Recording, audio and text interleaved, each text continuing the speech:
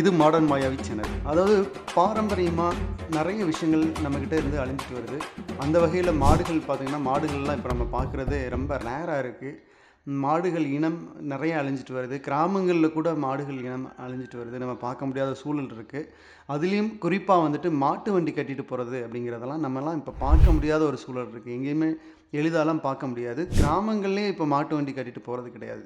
ஆனால் இந்த சூழல்லையும் இப்படி அழிஞ்சிட்டு வர இந்த யுகத்துலேயும் இவங்க வந்து மாட்டு வண்டிகளையும் மாடுகளையும் பாதுகாத்து அதோட கலாச்சார பாரம்பரிய பண்பாடுகளையும் பாதுகாக்கிறதுக்காக இப்படி ஒரு பயணம் மேற்கொள்கிறதா இவங்க சொல்கிறாங்க. இவங்க எங்கேருந்து வராங்க அப்படின்னு பார்த்தீங்கன்னா, காரைக்குடியிலிருந்து 2 நாட்கள் பயணமாக அழகர் கோயிலை வந்து அடைகிறாங்க. அழகர் கோயிலில் வந்துட்டு அதாவது ஆடி திருவிழா இங்கே நடக்கிறது. அதனால் ஆடி திருவிழாவுக்காக இவங்க ஒரு 2 நாள் 2.5 நாள், அதாவது 2.5 நாள் ஆயிடுது அப்படின்னு சொல்கிறாங்க. 2.5 நாள் பயணமாக இங்கே வந்துட்டு மறுபடியும் அவங்களுடைய காரைக்குடியை சென்றடைகிறாங்க. இதில் வந்துட்டு பார்த்திங்கன்னா, பெரும்பாலும் வந்து வெளிநாட்டிலேருந்து சிங்கப்பூரில் வந்து ஒர்க் பண்ணக்கூடியவங்க கூட இங்கே வந்து இதற்காகவே, இந்த திருவிழாக்காகவே, இந்த பண்பாடை காக்கணும் அப்படிங்கிறதுக்காகவே இவங்க வண்டி மாடு கட்டி இங்கே வரதா சொல்கிறாங்க. வாங்க அவங்கக்கிட்டே கேட்போம், என்ன மாதிரி அவங்கெல்லாம் பாரம்பரியத்தை காக்கிறதுக்காக எந்த மாதிரி ஸ்டெப்ஸ்லாம் எடுக்கிறாங்க அப்படிங்கிறத நம்ம அவங்கக்கிட்டே கேட்டு தெரிஞ்சுக்கலாம். வாங்க. புரியல இல்லை, நாங்கள் மூமெண்ட்டில் தான் பேச போகிறோம். மூமெண்ட்ல நீங்கள் தேரோட்டத்துலேருந்து வரீங்க இல்லையா? ஆமாம், தேரோட்டத்துக்கு தான்.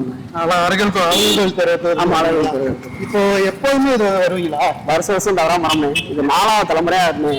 எனக்கு 33 வயசாகுது. ஓகே. வரைக்கும் ஒரு நாளாவது தவறாம வந்தது கிடையாது. ரொம்ப நாள் வந்தது இல்லை. எப்போவுமே ஒரே மாதிரி 15 வண்டிக்குள்ள கம்பல்சரி வரும். விட்டு கொடுக்குற மாட்டு வண்டியில அந்த லோகோவை போட்டு பால் போட்டு நாங்க வருவோம். ரெண்டையும் நாங்க விட்டு கொடுக்க போறோம். அப்படியா? இது எப்படியோ அப்படியா?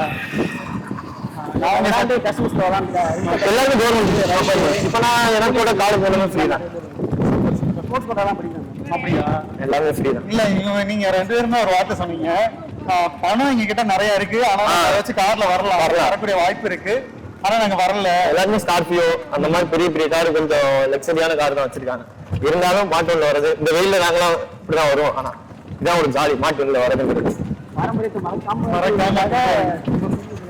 என்னன்னா நாங்க அந்த கார் இதெல்லாம் அழகாவும் இருக்கு. அந்த மாதிரி சொல்லிட்டு போனா ஹீரோ மாதிரி இருக்காரு. என்ன God!